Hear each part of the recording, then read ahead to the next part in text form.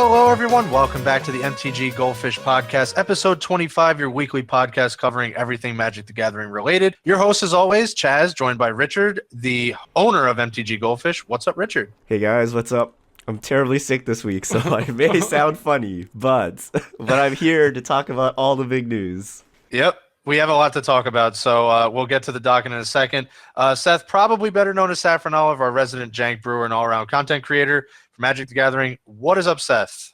What's going on, guys? Super excited. Big week this week. Yeah, big week. A lot already to talk about. Chaz, as always, all-around content creator focusing on the financial aspect.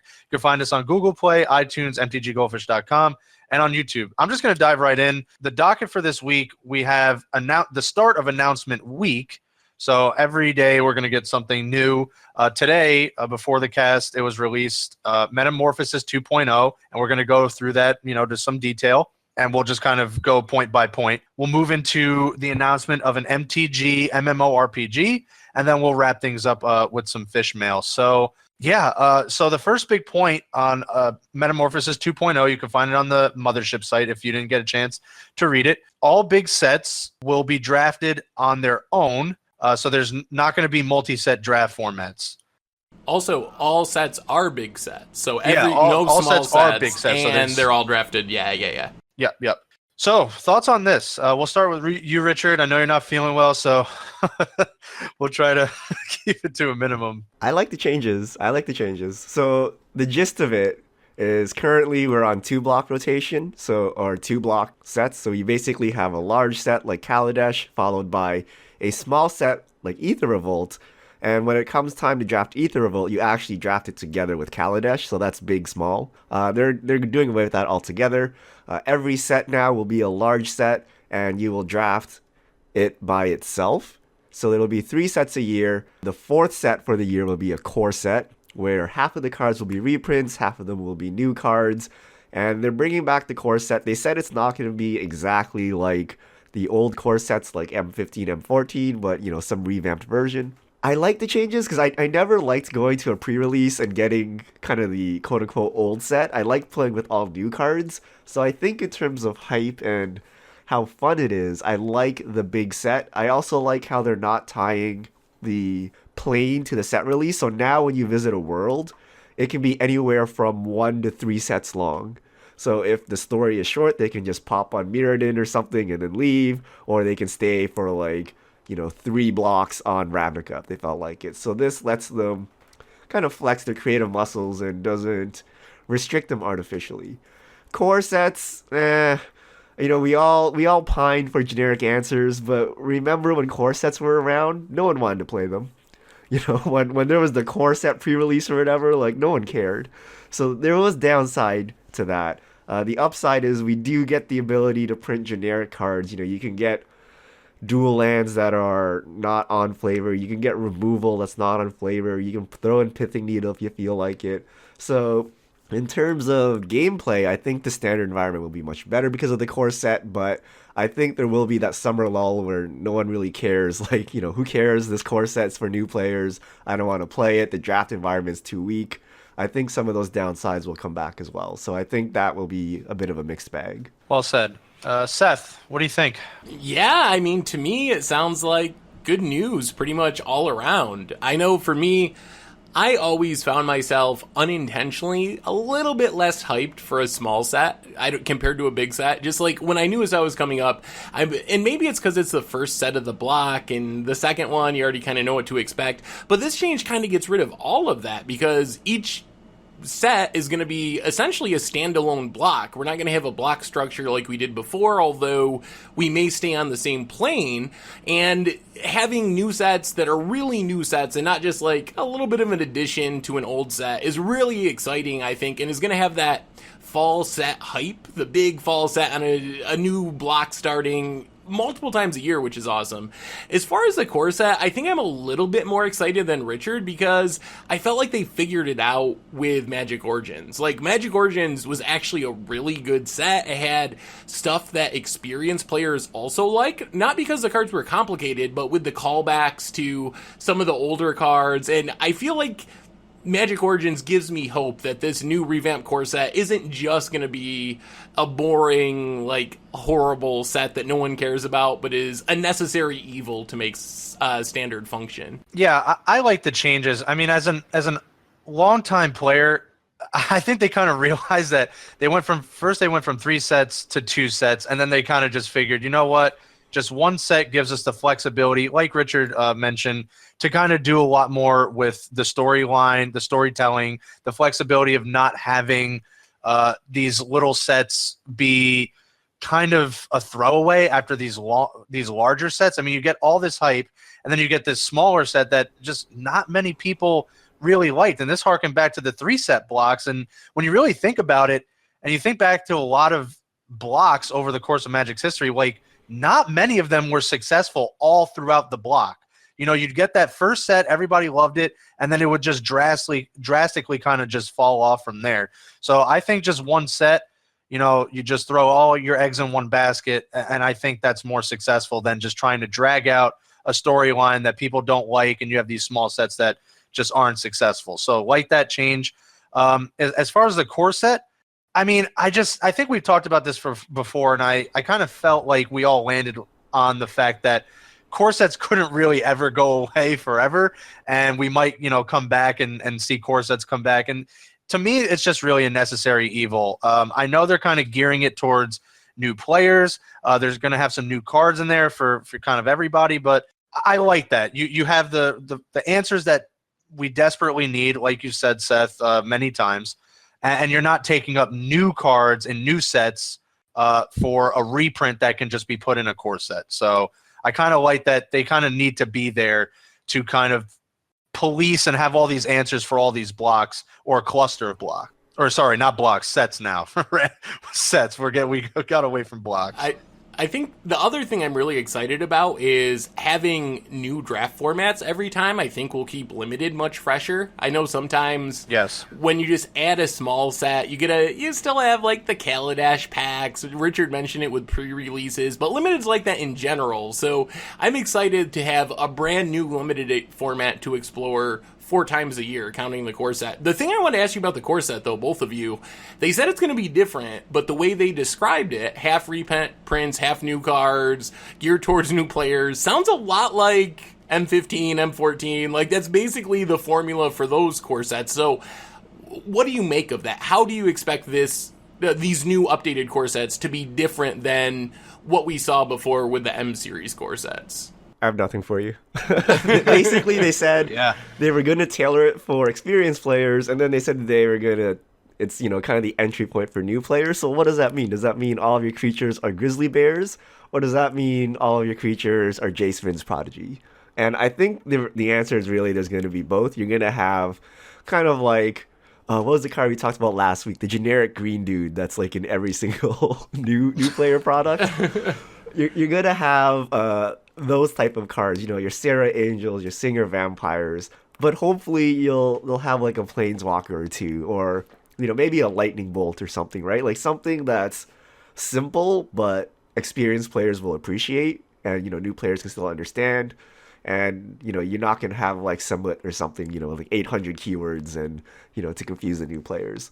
So I think it's going to be a new player product. I think you're going to see a higher percentage of Sarah Angels and whatnots, but I think they'll throw in a couple cards, and if not, just like spiky cards, and, you know, standard players will just appreciate that they're fixing standard and that this is a necessary evil. So I think that's how they're going to appeal to new players and old players at the same time. Yeah, I don't think they'll be devoid of powerful cards, but I am kind of leaning towards what Richard said. I mean, they're not going to be drastically different than what we've seen in previous core sets, but I do think they will dial down. I mean, this is just my estimation. I don't know if they're actually going to do this, but dial down on some of the, you know, the Baneslayer Angels and the Jace Vryn's Prodigies that we've seen in the past. Not to say there's not going to be, you know, a couple powerful cards in the new cards, but I think really the thing to be hyped about as, you know, a longtime player and a player that, you know, plays standard a lot, that the reprints is really where you get excited, because again, we just didn't have them, and now you have a place where you're getting a lot of them. So we're going from nothing to a lot very quickly, and we needed it. And there's a lot of reprints that are great and really awesome for standard that aren't really complicated. They don't have to be like confusing. Like Grim Lavamancer isn't an overly complicated card, or like Ranger of Eos, or some of those cards, Sarah Ascendant, some of those cards that we've seen come from core sets are really powerful and good reprints, but not necessarily confusing for new players. So I'm super excited for that aspect and think standard will greatly benefit from it. Yeah, I mean, even simply like Duress or Pithy Needle, where, you know, for whatever reason they didn't fit the flavor, or this, you know, these new sets that are coming out, these one-of sets, those are the types of cards that can definitely thrive in a core set and are desperately needed in a core set. Yeah, cards like Wasteland, Rishadenfort. Yeah. No, we're not getting. But remember, there are a lot of powerful cards like the Titans were reprinted several times in the core sets. The Buddy Lands, you know, there are a lot of cards that were kind of the crux of Standard's past that were from the core set. So, you know, some of the cards will be watered down, but some of the cards will be very powerful. So I expect they'll do even better this time, given that, you know, they had the experimentation with Magic Origins and then kind of the no core set era. So I think they'll learn, and I think M18 will be pretty good. So moving on, the next kind of bullet point here that we wanted to talk about, they're pulling back on the Gatewatch and also the Masterpiece series, kind of both at the same time here. The Gatewatch starting as early as, you know, Hour of Devastation, the next set that's coming up, and Ixalan, there will not be a Masterpiece series, and they said that they will not be doing this every single set, that there will be breaks in between. We made the Gainland Masterpiece joke from the very beginning. Yeah. I don't know why it took Wizards like a couple of years to realize that there's just like, you can't print 50 masterpieces a block and not run out of exciting masterpieces. They're just like, so I think that they tried with Amonkhet to be like, all right, we know we don't have enough exciting cards, so what if we make a really unique, exciting border? Like, can this sell masterpieces if we don't have great cards, but we do this really unique border thing? And the feedback was, I think it was mixed, but I think it was more negative than positive, and I think that led to Wizards just being like, all right, like, we'll pull back on this. We'll still do them sometime. I think they cited the expeditions in Battle for Zendikar as being a good example of how exciting they could be, and I think that's true. But, so I think it's a good change, and we've talked about the Gatewatch thing, too. I'm also very excited for that. Just, like, having 4 Nissas or whatever in Standard is just too much, and they're still going to be a major part of the story, but we're not going to have those cards in every single set ad nauseum, which is, I think, a good thing. The most exciting part was the example he threw out where we might have a block with 0 Gatewatch members. So that was very exciting, because I thought when they said they're pulling back, you know, you'll still have like 5 people, but they might not have, you know, Gideon on every single card. You're not going to have 5 Gideons and Nissas in Standard, but they're willing to go to a place where you have 0 Gatewatch members, right? Maybe you suddenly go visit what Garrick is doing for a block, or, you know, you go check out what, I can't even think of it, like, I don't know, Vraska's doing. Is she dead? I have no idea what Vraska's doing, right? Basically, all these planeswalkers that we haven't heard about because of the Gatewatch, right? They've kind of been pushed out of the limelight, and now there's the opportunity to actually visit them for just a set or two or something, and then go back to our main storyline. I'm very excited about that. Yeah, I'm very excited about what they're doing with the Gatewatch too. It exactly like you said, Richard. It gives more characters. You know, we get to look through the window on more characters. We get to see what other characters have been up to, or even new characters. In terms of masterpieces, I think it's overall. I think it was getting to a point where it was super saturated. At the same time, I'm kind of hesitant to think that they're going to pull back so much that we're really going to start missing masterpieces in terms of what it did, what this series did for the overall price of Standard. So I just don't think pulling back so much is going to be helpful when you're changing all the block structure, or, you know, you're removing the block structure rather. You're changing it to this one set structure and a core set, and we've all seen what core sets can do to the price of Standard, and I just think, you know, not having that buffer of masterpieces, we might really start missing them very soon, even if they were not as, I guess, high end as we have seen them be. At this point, I would have loved to see like the Dazes and the kind of not so higher end masterpieces still exist, just because they kind of lowered the barrier of standard. But isn't that going to run out, though? Like, the reason they lower the barrier to standard is because they're worth money, so they eat up part of the value of the set and of a box. But if you're printing, I don't know, all worthless, all diverse, if you get to the point, which we would, where you're just like, everything's a divert level masterpiece, I don't even know if it really would decrease the price that much, because those cards just wouldn't be that valuable. So I think one thing I would like to see Wizards explore with masterpieces is possibly still do them often, but cut down on the total number per set. I don't think you got to have, what do we have in Amonkhet? 35, 30? Yeah, that's There's like way a too much. massive number. If they did 10 per set every set, or twice a year, like 2 sets a year, something like that, I think that would, you'd be able to keep the good ones and like make your reprint equity in your masterpieces last a lot longer, and they'd be a lot more exciting because you're not going to be opening divert in your cards that just like aren't that great to open. So I think everyone would be happier if you took the 10 best masterpieces from the invocations and those were all the ones that you printed for Amonkhet or whatever. Yeah, because the big thing I see happening here is, and you kind of alluded to this earlier this morning, Seth, is that you're going to go from a set like Eldritch Moon, where you have $40 mythics, to a set like, you know, Kaladesh, where you have sub $10 mythic,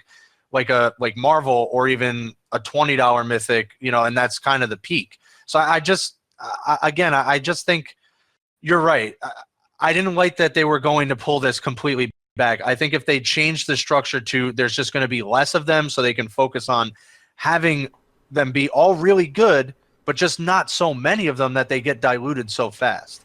Yeah, I like your idea, but I like Wizards' idea better. I just don't like masterpieces. I haven't liked them from the start. They make cracking packs feel really, really bad. And I think cracking packs is like half of the joy of Magic, right? You're always told not to crack packs, right? But sometimes you need to crack packs. You're playing sealed, you're playing draft, or you just, you don't want to bother with, listing your, you don't want to get like store credit because you don't want to just buy stuff. You just want to like crack packs, have that rush of adrenaline and go. And masterpieces killed that for me. Like really knowing that, you need to open like a case or something before you actually kind of like remove variants was a pretty bad feeling. And I stopped cracking packs. With the no masterpiece set, you can now crack a pack and actually pick up like a $5 rare or a $10 mythic or something, right? And of course, the downside is single prices will be more expensive. So there's always that pressure of constructed players want cheap singles versus limited players want high EV packs.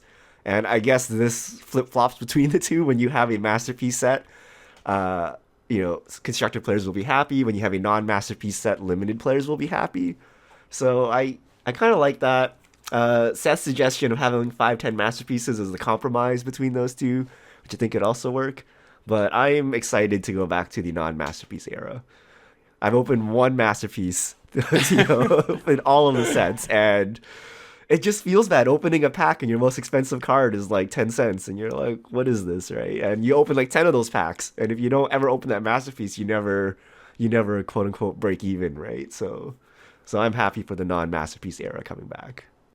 I think before we move on to other stuff, one of the things I'm most excited about over the whole announcement is the potential with this new, more flexible block structure where each set is its own thing to just pop into a world for one set. Like, I would love to see what's happening on Mirrodin. Go back to New Phyrexia, see what's going on with that story. But I don't think we want 2 sets of that or 3 sets of that. But to pop in there for one set and see what's happening. Or another example would be like Kamigawa. It's very controversial. Some people love it. Some people hate it. But you could pop in for one set and not dedicate like half of a Magic year to something that a lot of players might not appreciate. So I think that flexibility could lead to some really cool things that just wouldn't have been, definitely weren't possible under 3-set block structures, and probably weren't even possible under 2-set block structures. Yeah, absolutely. It really just gives them the flexibility and opens up their storytelling. And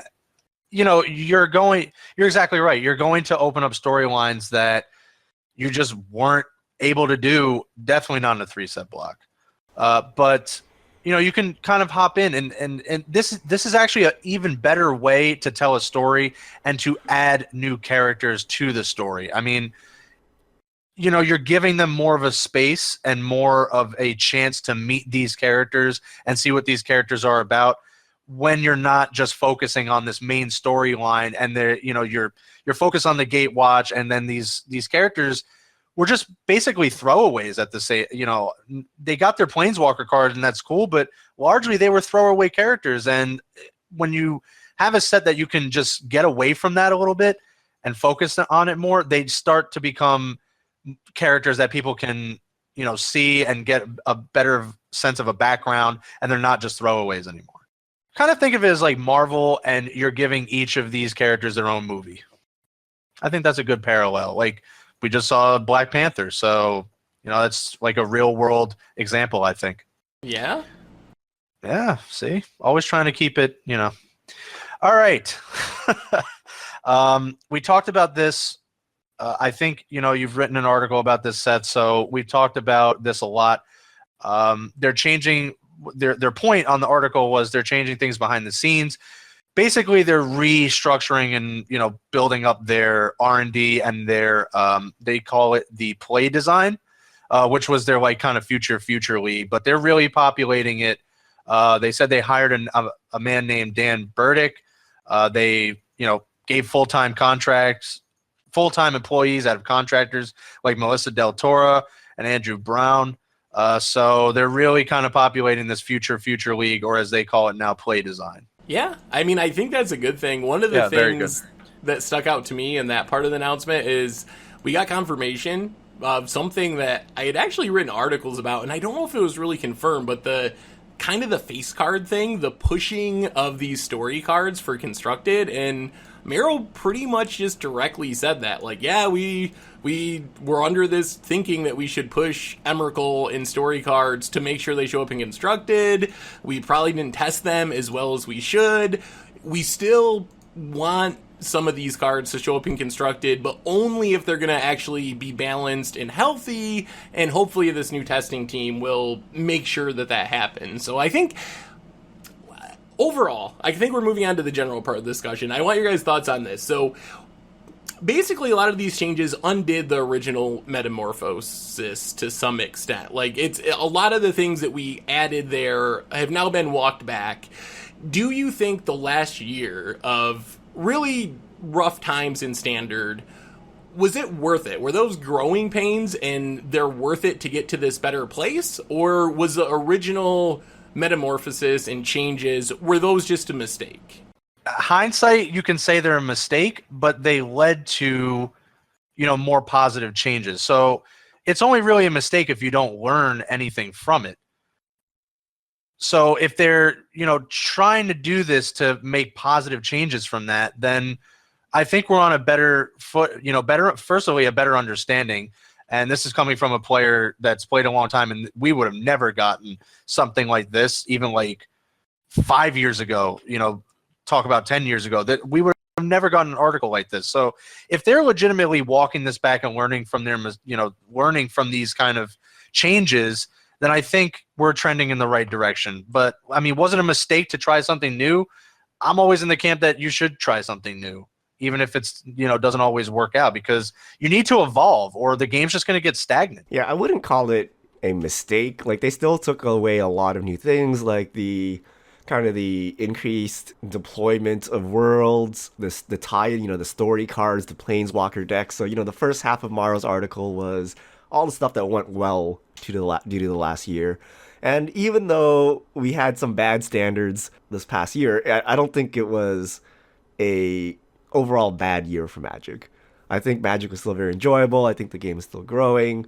And, we just know Emrakul is too good, right? But, aside from that, I don't think it was actually terrible. I don't think it was, the panic year, undo the reserve list, sell your inventory. Like, nothing like that happened, right? It's like, yeah, we had a standard where the power level was off. Maybe not as much diversity as we wanted, but it was fine. right? We got Kaladesh, we got Eldritch Moon, we got Shadows. We had a bunch of cool sets and stuff. So overall, I think it was good, and I think it's good that they continue to iterate and learn on what they're doing. It would be bad if they were just sticking with what they did. They need to evolve. Kind of just to beat a dead horse. It's like Moto. Moto kind of sticks with what it knows. Moto doesn't really experiment and evolve. Whereas the paper side, kind of the world building and the design, seems a lot more fluid. They keep trying things, they take their feedback, and they keep going forward. And I think overall that's just better for the game.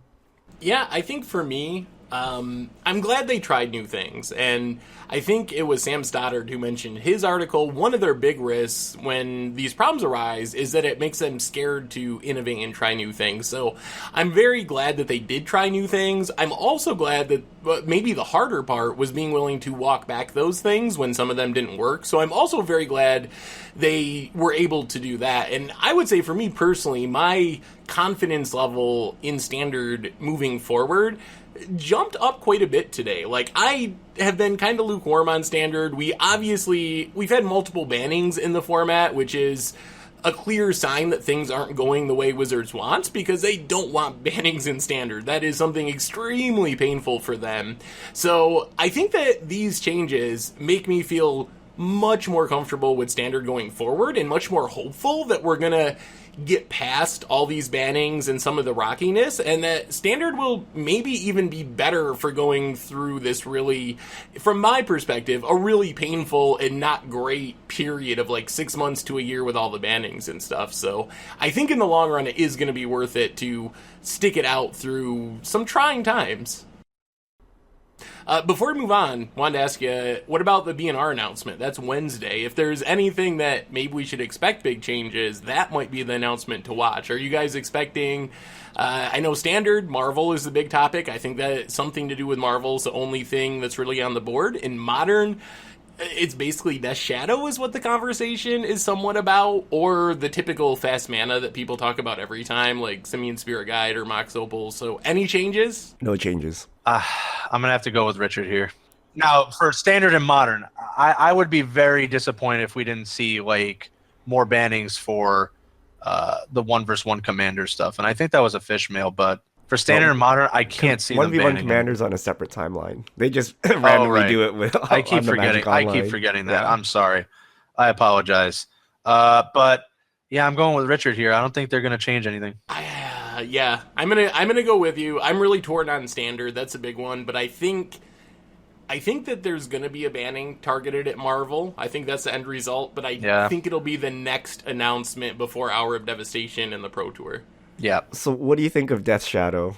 Like, does it need to be? I don't understand why it needs to be banned.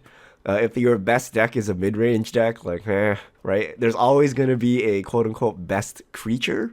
So if you ban Death Shadow, like, are you gonna ban Tarmogoyf as well? Like, there's always gonna be some creature that everyone tries to fit in their deck that does the job of actually killing the other person. And we just got Fatal Push. If there was no Fatal Push in the format, it might be more compelling. But you have Fatal Push to deal with Death Shadow. So what do you guys think? Does it need to go? It's in like literally every deck. So is Tarmogoyf's, so is Snapcaster. So like I don't know. What do you think? Yeah, I don't.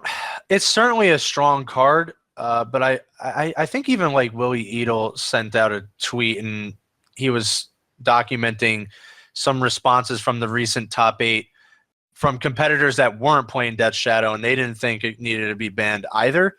And is it just are we kind of just prisoners of the moment? Because every time it kind of feels like Death Shadow does well, we say ban Death Shadow, but then a week, we'll have a large GP weekend, and we have all these different flavors of decks, and Death Shadow, still does pretty well, but not nearly as well as, let's say, this past weekend or, whichever weekend it does well.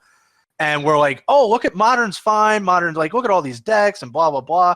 And no one's even talking about banning. So maybe it's just a little bit of like being prisoner of the moment here, but I don't know. I think it's silly to even talk about Death Shadow being banned. I think it's just ridiculous. There's nothing in the numbers that makes me think, oh my god, this is overpowered. It's like 9% of the meta. I think at the tournaments yesterday ended up being 5 of the top 32 decks, which is like 15% or something, which I guess is slightly high for Modern, but it's not absurd. And No. But is this not the Splinter Twin argument? Yeah, you can beat it, but it quote-unquote invalidates other cards, which any tier 1 deck would, right? But basically, your Tarmogoyf kind of sucks compared to Death Shadow, your Grim Player. Is your creature a 1-mana 8/8? No, then it kind of sucks. So it has kind of the same arguments as Splinter Twin, right? And they've banned Splinter Twin, so I don't see agree where with that either, though. that camp comes from. But I would just say unban Splinter Twin while you're at it. But yeah, I didn't agree with the twin banning either, so I don't know. I don't expect changes. I think overall Modern looks pretty diverse, and it doesn't seem way out of whack. Maybe we get there eventually where they ban it, but I would be surprised if they actually ban Death Shadow, this being our announcement. All right, so get those street wraiths ready. They're going to the moon. What if they just ban street wraith? They could do that. It's like Gitaxian Probe. Might as well. Yeah, I can see that before Death Shadow. Yeah, I don't think they'll do anything.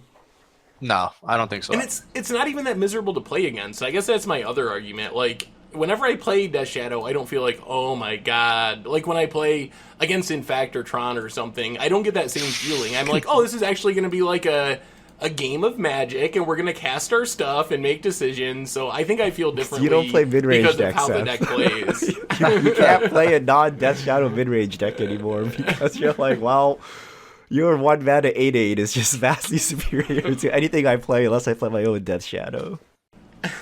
But I think that's the beauty of it, though, right? If you're scared of Death Shadow, just go play a combo deck. Play a combo deck and hope you don't get thought seized, right? Or you can play a control deck if you want and get rid of that. So the diversity of the metagame allows you to dodge Death Shadow if you really wanted to. Yep. Real quick, before we move on to fish mail.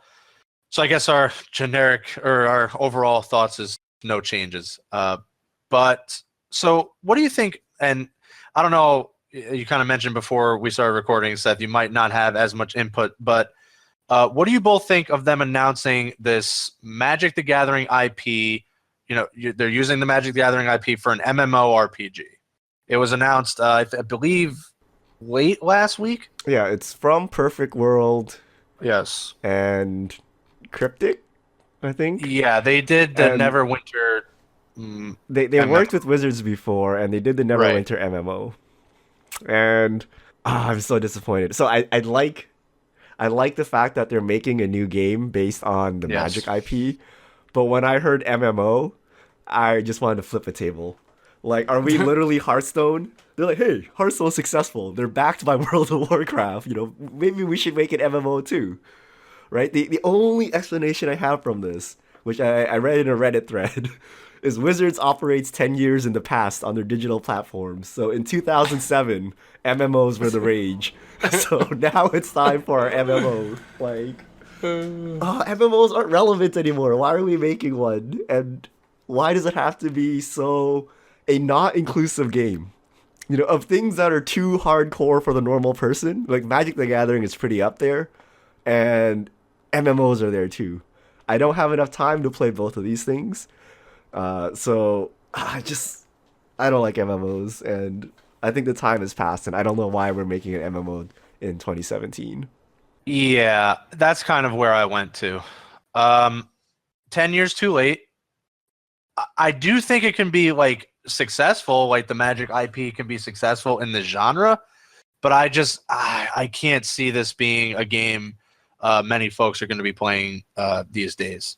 Now, if you meant if they announced it was going to be a MOBA or something like that, obviously you have steep competition, but I could see that working a little bit better these days. But an MMO, there's just not a lot of time people are going to invest in these types of games anymore. This There's needed just to not. be Lego Magic the Gathering, right? Yeah, something like that. Yeah. You don't need to convince the people that already play Magic to play your game. You really need to convince Yeah. kind of the new generation. You want the young kids and stuff. And so I think Lego Magic the Gathering would have hit it right on the spot. It's casual enough. You would hit the younger audience. You would branch off an entire new thing. You can now have Lego Magic the Gathering toys, right? So kind of that thing, or just the classic RPG. I think would have done really well. Kind of like the D&D based RPGs, old school like Baldur's Gate, Neverwinter Nights, or even something like Skyrim. Just a one-off title that's really good that people can play and get into the universe, so that when they finish their game, they say, "Oh, I want more Magic. Where do I get it?" They go to the card game.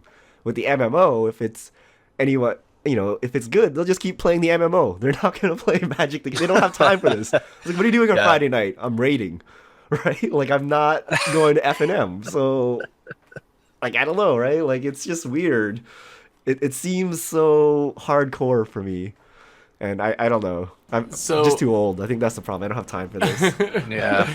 I'm not super familiar with games in the genre, so I wanted to ask you guys. You seem to know Neverwinter. You seem to know the studio slightly.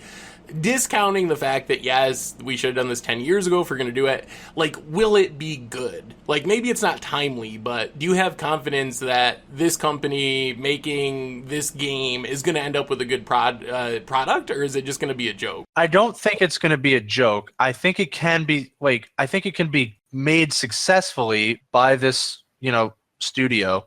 But again, the problem is it won't really matter, because I just don't think there's just really not a large audience that you're going to be drawing from. And, when World of Warcraft is suffering as much as it is these days with like record low numbers, I just don't know even if it's made like the best it could ever possibly be, if it's even going to matter. Yeah, I never That's even the problem. heard of the Neverwinter MMO.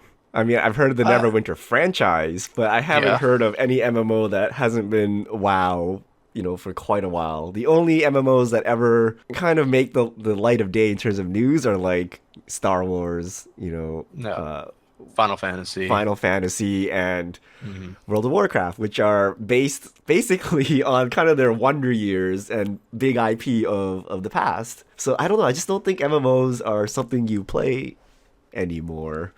So that's why it's a weird choice. It's, I'd rather see a Magic the Gathering shooter, man. I'd rather see Overwatch, Magic the Gathering, right? Like, these are the types of games that are in vogue right now, and it's just 10 years too late. Like, why are we making an MMO?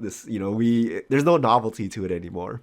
The novelty Even back like then was playing with like 50 of your friends, right? Now it's like you can do that in any game. Like, who cares, right? Like, What you really needed, I guess, to sum this up, was something that players can. It's either something like Richard said, where you have like a Mass Effect type of thing, where you have like a story, you interact, you have an RPG, you interact with characters, or these type of games where you can get on, play a game, and get off. Like, that is where gaming, pretty much the successful gaming really is. You get on, you play a game of League of Legends, you can get off. You get on, you do a couple riffs in Diablo 3, you can get off. Like, sitting there for like 3 hours and raiding, I don't think is like where people want to be right now.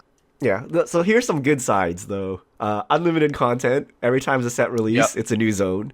It's like, welcome to Amonkhet Plain, right? You can go raid against Nicol Bolas or whatever if you felt like it. So I can see the appeal of it, right? Every time there's a new set in Magic the Gathering, the paper game, they can make a new zone in this game. You can add new bosses or whatever. Every time there's a new spell in Magic the Gathering, there's a new spell in the MMO. So I can see the appeal of it, but I don't know. Like, everyone's gonna be a planeswalker walking around. Like, it's not special anymore. It's a little weird. So I don't know. I just wish they did something better with this kind of first big expenditure in Magic Digital Next. Like, it's gonna be an expensive game. It's gonna be fairly decent, high budget. It's not like some low budget thing they're sweeping under the rug. It's gonna be a big game. And I don't know who it's going to attract. Maybe there's like a lot of MMO players that I'm just not aware of them because they're hiding in their basements playing MMOs, right? Like, maybe they're not vocal. Maybe there's a lot of them, but I don't know. One more question from someone who knows nothing about this. So are you at all concerned that they make this game 10 years too late, they spend a bunch of money on it, it's a huge flop, and it hurts Magic the actual card game, like the foundation of their business? Is this something, if it goes wrong, could have a negative impact on what we do every week and every day? I don't think so. That was certainly a possibility going into this. So I think they fully discussed that through. The downside, I think, is not affecting the paper game, but affecting their expenditures into digital, right? So yeah, this could mean that there's never ever another Magic IP game. This could mean less investment in Magic Online. You know, they're like, wow, you guys know nothing about digital. Let's kind of rein back the budget here. So I think it could affect that stuff, but I don't think the game. I would be very sad if the game had to change to support mechanics from the MMO or something like that, right? Where they're actually mucking with the paper game to get these things to sync up. Yeah, I'm with Richard. I'd be more concerned about them not trying to, branch out and use their IP more in other genres rather than how it'll affect the day-to-day stuff in the card game. Time to bring back Chandelar. It's like the greatest piece of Magic the Gathering digital software. Because we pretty much have Chandelar, this, and Puzzle Quest. Those are the three non-magic things. Okay, fish mail. Just trying to keep on time here, so let's try to run through these pretty quickly. All right, so if you have your questions, send them to @MTGGoldfish on Twitter with the hashtag MTGFishmail. First question from Ermet. Any thoughts on WotC not awarding premier status to the Legacy event for the MKM series in Prague? Do you even know what this is referring to? I heard about this slightly on Twitter, but I don't know enough about Wizards' organized play, especially in Europe, to have an opinion, really, unfortunately. I'd have to research it. Yeah, we don't know anything, but I mean, if I'm all for more premier status events if they meet the qualifications, and if there's something special happening in Europe, because I know Wizards always gets this flack for modeling everything after America, and those same situations may not occur in other places. So I think Wizards should actually make sure their rules are localized to the specific places to make sure they can be met. Next question from Nola PK: could Wizards print new powerful cards that are modern playable but pre-banned in standard instead of masterpieces? I mean, sure. I mean, if they wanted to. I think it would be a bad idea. I think standard players and new players don't want to open cards that aren't legal in the format they play when they crack a pack or a fat pack or whatever. It would be better to have a supplemental product that skipped over standard and was designed to go directly into modern and make the cards legal, I think. Absolutely. I think it just makes things way too confusing, and there's definitely a better way to do that. All right, Xeno fans, turn 1 Oath of Nissa, turn 2 Ramp, turn 3 Torch of Defiance, turn 4 Bolus. Thoughts? Love it. If Marvel wasn't around, you'd certainly be trying to continue to do that. Oh, you can beat it. This is a turn 4 Bolus. If you're on the play, you can get down before Marvel. Yep. Yeah, I mean, that requires a lot to go right, though. Like, can you imagine that hand where you draw your green mana, but not your Oath of Nissa, and then you never cast anything and just die? Yeah, but I think this requires a lot, but it's not magical Christmas Land. I think it's not. You could just Oath of Nissa, miss your ramp, do something, then Torch of Defiance, then Bolus, or this all hinges on Oath of Nissa, but you can just play a weirder mana base to support more colors. So I think someone will try this. I think this will be a thing. I'll probably try it. I just don't have high hopes that I'm going to break standard with it. You just got to spike a small Japanese tournament, Seth. Come on. I'm moving to Japan. That's on my list. Nice. Despair Faction. Prices seem flat. Are we near the bottom price for Kaladesh Inventions? Should I buy now? If you need them, now would be a great time to buy them. I know with this announcement that they're pulling back Inventions, certainly has sparked a conversation to start buying them. But again, you just have to take into account the audience. Like, they're not all going to start drastically increasing, and I'd still be more interested in what this does to the normal set rares and the normal set mythics rather than trying to see what happens and what's the ceiling on these inventions, and or any of the Masterpiece series. But if you need the Kaladesh Inventions, and they are pretty low at this point, I would certainly buy them now rather than later. Yeah, I mean, I don't think there's much Kaladesh being opened at this point. It's probably about done for the most part, so I don't think you got much more supply to contend with, so I think it's a fine time to pick them up. And if anything, the end of Masterpieces, so to speak, or the reduction, means it's less likely they somehow get reprinted, which I mean, probably wasn't a major concern, but was an outside possibility. Eventually, they just started recycling through them, and that seems less likely now. All right, next question from Andrew Cowell. Does MTG Goldfish give Seth tickets to burn through with all the janky brews? Hey now. Are you telling me he doesn't go infinite? I lose a lot. Yes, Seth is subsidized until he can go infinite. Thank God. If I wasn't, I would probably be living on the street somewhere with the amount of losing I do. Making All right, against next the odds episode and so Against the forth. Odds, go infinite.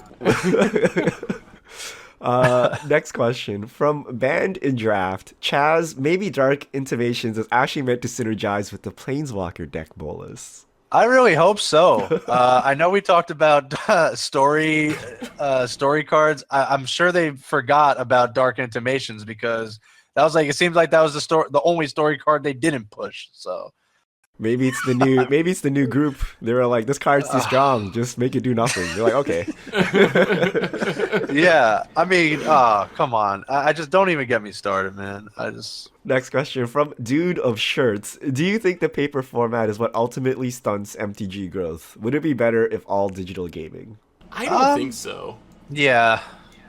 It's very interesting from a Magic player's perspective. You might think that, but if you read over like the Hearthstone subreddit or talk to those type of people, a lot of them have the exact opposite feeling that what stunts Hearthstone's growth is not being able to go to an F&M and play with real people in person very easily. So I don't think it's just as simple as that's a bad thing to be a paper game, because I know some of the other games that are all digital wish they actually had a paper component. Yeah, I would say Magic Online stunts the MTG digital growth.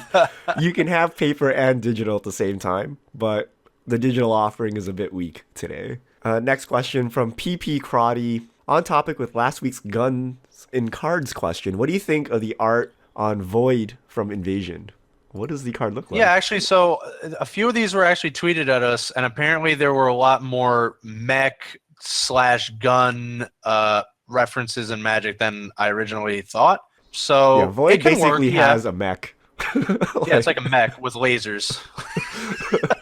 So yeah, it can work. I think where we kind of landed was we don't really want actual real life, I guess, guns. If it works in a more fantasy setting, like a energy blaster or I don't know, like a blunderbuss for pirates or something like that works. I just don't really want like Samut to be picking up like a AK-47 or something like that. Like that just seems out of place. Okay, if Call of Duty can go into space fantasy, then we can go into World War II, okay? Oh my goodness. Next question. Thoughts from Shade of Hades. Thoughts on crime/punishment as a budget alternative to Maelstrom Pulse / engineered explosives. What does crime punishment do? So split card. Oh, okay, go ahead. See if you can guess it. It's a split card. I know. Okay. One of them is like a. Oh man, I can't remember now. I know one side is black green, one side's black white. The black-white side is crime, 5 total mana, 3 black-white, and you get to reanimate an enchantment or creature from your opponent's graveyard. Okay. And then punishment is X black green, destroy each artifact, creature, and enchantment with converted mana cost X or less. It's kind of like Pernicious Deeds, but you have to cast it instead of sitting on the battlefield. It's with converted mana cost X, so not X or less. Oh, it's like X. Ratchet Bomb or something, or I guess Engineered Explosives, which is the card we're trying to replace. Yeah. Maybe it's just so expensive. Yeah. And yeah, I mean, it's obviously bad. budget, it's close to but engineered it's not explosives. terrible. If you want to replace Maelstrom Pulse, I think you can. There are different cards for Maelstrom Pulse. You could do what's the new Vindicate? Anguished Unmaking is a possibility. Ratchet Bomb is a possibility. But I think Punishment does a solid job of doing engineered explosives. What about what was that card? I think it was in Dragon's Maze. Was like Gaze of Granite or something like that. Oh, that's It was like a Wrath. More that thing. I expensive, think it's right? like 3 mana and X, isn't it? Yep, one extra black Yeah. mana. But And yeah, it's Punishment everything actually is X not or bad. less. Richard's right. Yeah, Punishment's not bad. and punishment misses planeswalkers. Oh, Gaze of Granite hits everything converted mana cost X or less. So Gaze of Granite's not bad, but it's really expensive. But if you're just Yeah. hitting Lingering Souls tokens, like why not? It's just 3 mana Wrath. oh, that's true. That's not bad. Next question. Proggy Boog. What is the most expensive reprint WotC has ever put in a pre-con? At the time the At pre-con the time, was released. Oh, I know. Oh, so it would have been Ancestral Vision. Wait, no, they didn't do that. Oh, you mean back when Wait, the dual it was deck came expensive out? when the dual Yeah. deck came out? Yeah, I think it was like $10, wasn't it? No. I think he added they added that caveat, so it wasn't just Ancestral Visions. I think it has to be Dark Depths. Dark Depths What was in a was Dark pre-con? Depths then?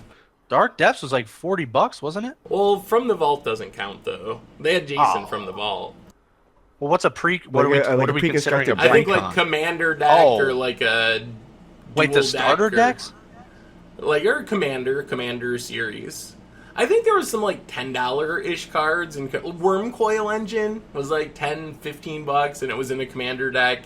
I think like that's about as high as I can remember it going. What about? Oh, so we're not doing like from the vault stuff. Oh, I think From the Vault would be its own thing, yeah, Yeah. and not All right. included. All right. Next question. Yeah. From X35 Sum. Any tips on making a budget cube? In particular, what cycles of dual lands or utility lands do I include? Has anyone Ooh. ever built a cube here? I have not I- made a cube, so I'm sorry. I've started for building cubes, but never actually finished. Budget cube. I've never built Look or at our played a cube. What about the for dual lands anyway? Like the buddy lands, those are pretty cheap. Yeah, I mean, there's so many tons dual lands. depending though. on Like, how do you much. choose the one? And I think like Cube Tutor or something, you can go see other people's cubes and see what they do. But I have no idea. Yeah, I'm not totally versed in that. I think All right, it's basically last question. yeah. Go ahead. Rob Condon, given the 1v1 focus on Moto, do you anticipate the 2017 Commander decks being geared towards 1v1 or multiplayer? Ooh, Multi, definitely Mul- multi. yeah. I don't think Wizards gonna mess with that. Yeah. definitely multi, but that doesn't mean that there won't be a strong one for 1v1 because that's usually how it happens. Actually, Yeah, I don't think they care, given that you can't Yeah. play Derevi online from Commander Anthologies. you're right. You're I right. think these are clearly two distinct parts of WotC operating, but they don't. There's nothing here. I think the physical products will continue to be geared towards multiplayer. All right. All right, that's all of our fish meal for this week. Thank you for everyone who sent in their questions. Awesome questions. That was great, gentlemen. I think we covered everything. So we're gonna have a ton more to talk about next week because we're getting a whole week of announcements, and yeah. This is going to be the MTG Goldfish Crew signing out. We will see you all next week. Hope everyone enjoys the announcement week.